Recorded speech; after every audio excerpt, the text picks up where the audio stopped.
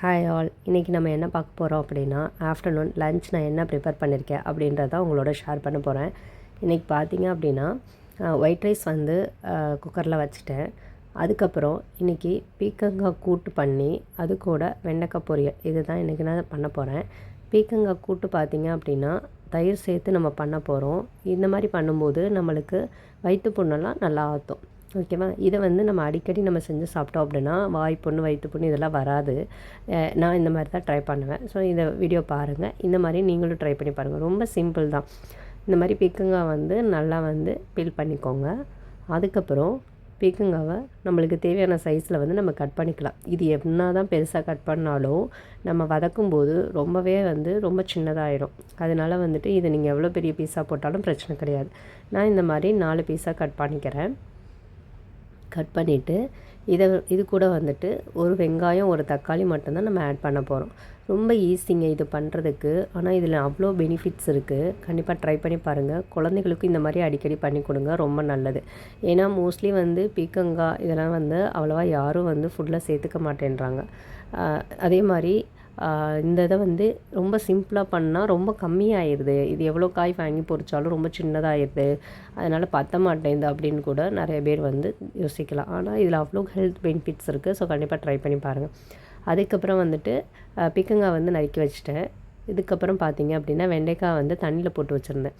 அதுக்கப்புறம் அதையும் நல்லா கழுவிட்டு ஒரு 6-7 வெண்டைக்காவை சேர்த்து வச்சு இந்த மாதிரி நான் கட் பண்ணிக்கிறேன். இப்படி கட் பண்ணும்போது ரொம்ப ஈஸியாக நம்ம டக்குன்னு வந்து கட் பண்ணி முடிச்சிடலாம். இப்போ இந்த எல்லா வெண்டைக்காயும் வந்து நான் கட் பண்ணி எடுத்துக்கிறேன்.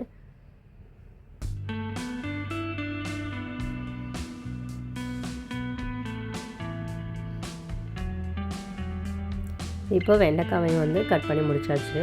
இப்போ காய் வந்து ரெண்டுமே நம்ம கட் பண்ணியாச்சு. இப்போ சைட் பை சைடாக நம்ம வந்து அதை வந்து அடுப்பில் வச்சு வதக்கி விட்டு எடுத்துக்கலாம். இப்படி பண்ணும்போது நம்மளுக்கு வேலையை சீக்கிரமாக முடிஞ்சிடும். நம்மளுக்கு சமையல் பண்ணவே பார்த்திங்கன்னா ஒரு 3/4 மணி நேரம் தான் ஆகும். ரொம்ப ஈஸியாக முடிச்சிடலாம். இப்போ அடுப்பில் வச்சுருந்த சாதம் வந்து முடிஞ்சிருச்சு. ஸோ இதை வந்து நம்ம இறக்கி வச்சிடலாம். அதுக்கப்புறம் இந்த பொரியலுக்கு வந்து 2க்குமே ஒரு வெங்காயம் கட் பண்ணால் போதும். இதுக்கு பாதி அதுக்கு பாதின்னு போட்டுக்கலாம். நான் இப்படி தான் பண்ணுவேன். இப்போ பார்த்திங்கன்னா ஒரே ஒரு வெங்காயத்தை வந்து நம்ம சின்ன சின்ன பீஸாக கட் பண்ணிக்கலாம். பாதியாக பிரிச்சுக்குவேன். பாதி வந்து வெண்டைக்காய்க்கும், இன்னொரு பாதி வந்து கூட்டுக்கும். அதுக்கப்புறம் பார்த்திங்கன்னா வெங்காயத்தை கட் பண்ணி முடிச்சுட்டு நம்ம வந்து வதக்க ஆரம்பிச்சிடலாம்.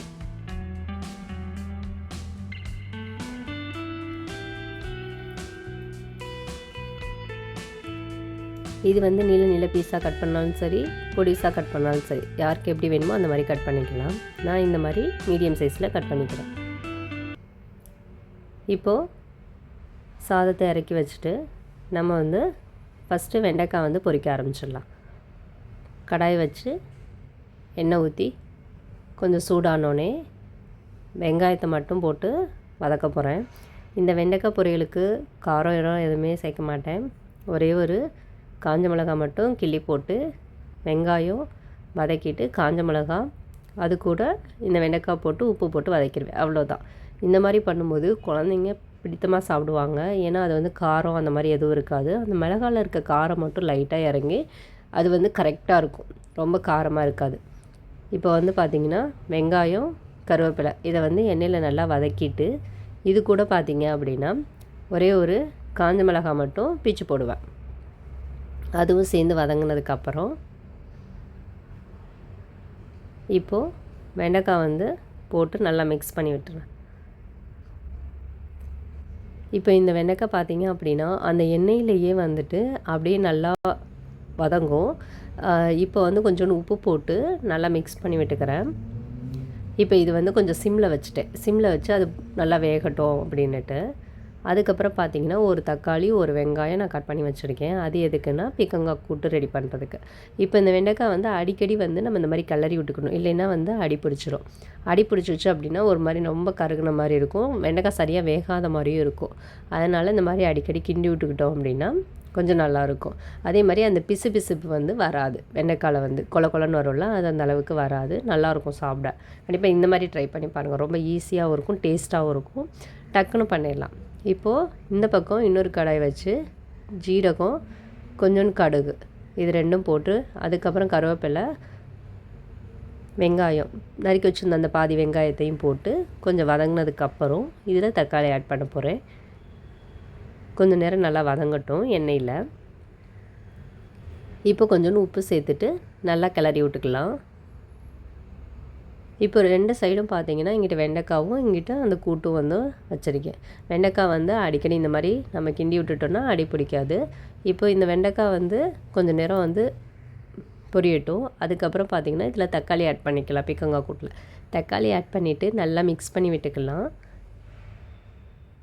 இப்போ வந்து பார்த்திங்கன்னா அந்த வெங்காயம் தக்காளி இதெல்லாம் வந்துட்டு நல்லா மசிகிற அளவுக்கு வந்து நம்மளுக்கு அது வந்து வேகணும். அதுக்கப்புறம் தான் நம்ம பீக்கங்காய் வந்து ஆட் பண்ணணும். இல்லைன்னா அப்படியே பச்சை பச்சையாக இருக்கிற மாதிரி இருக்கும். அதனால அது வந்து நல்லா மசங்கினதுக்கப்புறம் இந்த பீக்கங்காய் நம்ம கட் பண்ணி வச்சுருந்தோம்ல அதை வந்து நம்ம ஆட் பண்ணிடணும். ஆட் பண்ணதுக்கப்புறம் நல்லா வந்து மிக்ஸ் பண்ணிவிட்டு மூடி வச்சிடணும். மூடி வச்சா தான் அது தண்ணி விட்டு கொஞ்சம் நல்லா வேகும். அதனால் அந்த மாதிரி நல்லா மூடி வச்சிட்டோம்னா எவ்வளோ பெரிய பீக்கங்காய் நம்ம போட்டாலும் அப்படியே கொஞ்சமாக வற்றி போய் வந்துடும். இப்போ பாருங்கள் நம்ம எவ்வளோ போட்டோம், இந்த அளவுக்கு தான் வந்துருச்சு. ஸோ இந்த மாதிரி வரவும் இது கூட கொஞ்சோண்டு வந்து சாம்பார் பொடி மட்டும்தான் நான் சேர்த்துருக்கேன். அதை போட்டு நல்லா மிக்ஸ் பண்ணி விட்டுக்கிறேன். இப்போது மூடி வச்சுட்டு மறுபடியும் கொஞ்சம் நேரம் வேந்ததுக்கப்புறம் அடுப்பை ஆஃப் பண்ணிவிட்டு இப்போது நல்லா ஃபுல்லாக ரெடி ஆகிடுச்சா. இப்போ இது கூட தயிர் ஆட் பண்ணணும். 2 டீஸ்பூன் வந்து தயிர் போட்டு நல்லா மிக்ஸ் பண்ணி விட்டுட்டு சாதத்தில் போட்டு பிசைஞ்சு சாப்பிட்டு பாருங்கள், சூப்பராக இருக்கும். வயிற்று புண்ணையும் கண்டிப்பாக ட்ரை பண்ணி பாருங்கள். குழந்தைங்களுக்கு ரொம்ப பிடிக்கும். என் பொண்ணுக்கு இது ரொம்ப பிடிச்சிருந்துச்சு. கண்டிப்பாக ட்ரை பண்ணி பாருங்கள், ரொம்ப நல்லது. ஓகே ஃப்ரெண்ட்ஸ், இந்த வீடியோ பிடிச்சிருந்தால் லைக் பண்ணுங்கள். பாய்.